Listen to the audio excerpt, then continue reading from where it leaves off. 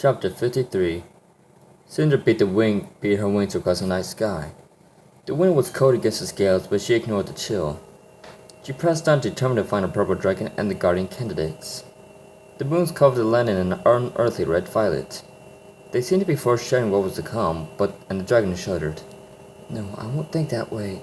She shook her hand and pushed those thoughts at the back of her mind. I had to find Spyro and warn him about what's going to happen. Chandra woke to the sound of footsteps crushing across dried leaves and old twigs. He perked his head up and cringed from the pain that lingered in his neck. Flame and Amber entered the campground to see the fire nearly dead from Candace's eyes covering the ground. Chandra, you're awake. Amber's voice was a little rusty from exhaustion. How are you guys doing? The other dragon went up to kink out his neck with a loud pop. We've been better. Flint grunted as he breathed new life into the campfire. The sun heat made Tremor scoot closer. He had been shivering slightly in the semi-frozen ground Candace had created. The dragoness had done her best to keep him warm, but she could only do so much.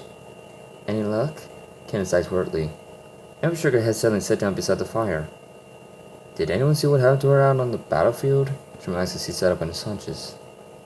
The guys all looked at each other, hoping for one of them to answer. I don't recall seeing her out the second wolf attacked us. I should pay more attention. I failed my duty as a guardian, and now Stella's missing. His voice trailed off, and Amber's eyes grew wide as she imagined what could have happened to her friend.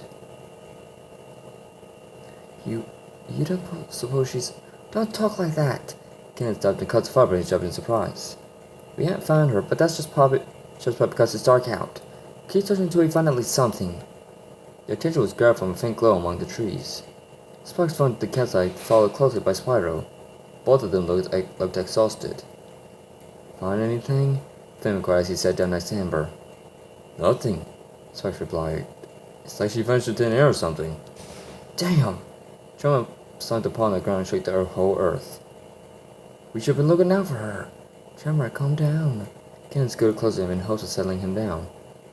Tremor gave the dejected sigh and shook his head. We should have been watching each other's backs out there today. We've been training this over and over. But when it really came down to it, we couldn't even follow through on something that should be second nature to us. The guardians all slumped their shoulders. We were all too focused on ourselves out there today, Flynn muttered darkly. The other guards nodded in deep regret. Well, I'm not going to give up looking for her, Charlie said and took a determined step towards the fire. She's a guardian like the rest of you. She's tough and she's smart. I'm sure she must still be alive somewhere. The other guardians were a little taken back by his sudden boldness. They hadn't seen that in him in months, but it seemed to bring new life to their spirits. You're right. Tremor, as usual, was the first to rise. If it weren't for Stella, I would have given up my candidacy before we even had a chance. He cut the eye dragon and stared up at the corner of his eye. The least we could do is not call it quits just yet. Yeah. Candace nodded and stood up beside him and dusted her chest out. After all, she's the one who has always been there for us. It's our turn to return the favor. Yeah. Flame and Amber chimed in together. The guardians all smiled around each other with newly inspired energy. Star looked at the group of dragons and felt a new sense of pride swell up within him. He couldn't remember the last time he felt so confident with himself. Just then the sound of beating wings grabbed their attention. The guardians all whirled around with their new wings spread wide, ready to face any enemy.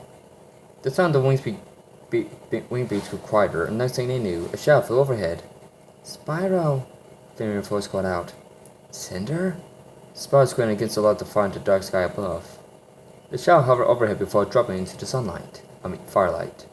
Cinder had returned to her normal form and tackled Spyro to the ground. The guardians all watched with surprised expressions as Cinder caught Spyro with kisses.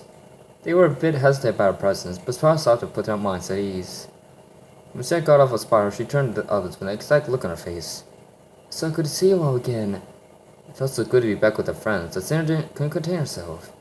She transferred into her adult form and gathered all the guardians together into a group hug, squeezing them tightly to her chest. At last she released them so they could get their breath back. Spyro smiled and walked over to her as she referred back to normal. It's good to see you, Cinder. Spyro nodded to her lovingly. I agree, Spark nodded, giving the dragons a friendly pat on the back. Speaking of which, where have you been? Yeah, Amber piped up as she and the other guardians moved closer to her. Where have you been? Well, Cinder sighed. It's a long story. What? Melfa roared and struck Gnarl across the face, sending him flying across the demolished chamber. The wolf wiped the blood from his lip as he got to his feet. Leon launched and pinned to the ground, his eyes burning with convexity. Malfoy towered over the wolf, his yellow eyes flashing furiously. You seriously thought that the Black Dragon was under my control? How incompetent are you? Leon grabbed Snor's arm in his jaws and hurled him across the room again. Snor smashed to the opposite wall and rolled to a stop. Leon picked his way to the rubble, waiting for Snor to move. Seriously, did you really think that the Black Dragon would side with us? Yes. Snor covered as his own blood as he took to his feet. She was using a spell that I had never seen before. I assumed it was one of the curses you told us to corrupt her with. I have even felt the dragoness's presence among my consciousness. Malfoy ground and pinned Snor to the floor again. The black flames began to burn to his fur. Snor cringed and did his best not to show any sense of weakness. How could she have possibly fooled you and think that she would side with us? Leon demanded. Silence! Malfoy snubbed the black dragon and Leon cowed immediately. He was surprised that his master had snubbed him in such a harsh manner. Malfoy pressed down hard on Snor's chest, burning his flesh with his dark flames. Snor emitted a growl but refused to let anything else pass. You will go to Munitions Forge, and you will make sure that the preparations are complete before when I arrive. He stepped up for Snor, allowing the elf to grasp for breath. And if you fail at that... Leon's mouth opened wide and fired a concentrated beam of dark magic. Snor howled in pain as the energy burned his left arm. He felt the floor clutching at his wounded limb. I will be sure to end your life before you can even blink. Malfoy looked down at Leon, who nodded. The Black Dragon walked up beside the Alpha and placed a paw on his burned arm. He absorbed the dark magic back into his body, leaving Snor with an arm that looked as black as the night. The wolf flexed his arm, surprised that the pain had suddenly gone away. He looked up at the young dragon who curled his lip at him. The wolf got to his feet and stormed out of the chamber. When he was gone, Leon looked up at his master. So what do we do now? He asked. Malfoy roared angrily and the flames that made up his body began to dissipate. Leon guessed as he felt the power swell up inside him again. When all was still, he read the deep sigh in his eyes flushed with convexity. We're going dragon hunting. Malfoy's voice came from his own lips. Leon balanced spread his wings wide. With a tremendous flap of his wings, he shot straight to the roof and into the night sky.